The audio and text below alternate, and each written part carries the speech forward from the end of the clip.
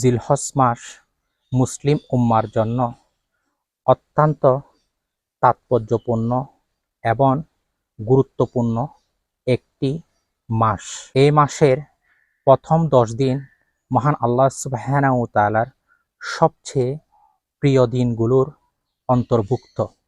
তাই বেশি বেশি নফল নামাজ, রোজা, কোরআন তেলাওয়াত, দান সাদাকা, তওবা ইস্তেগফার করা উচিত।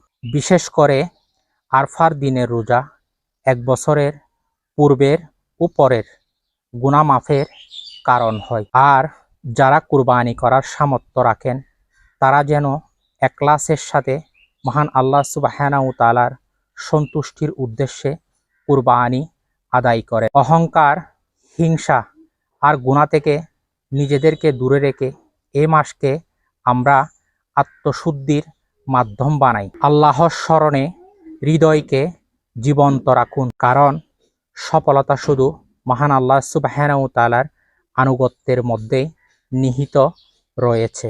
মহান আল্লাহ সুবহানাহু ওয়া তাআলা আমাদের প্রত্যেককে জিলহজ মাসের প্রথম 10 দিনের আমল মনে প্রাণে করার তৌফিক দান করুক।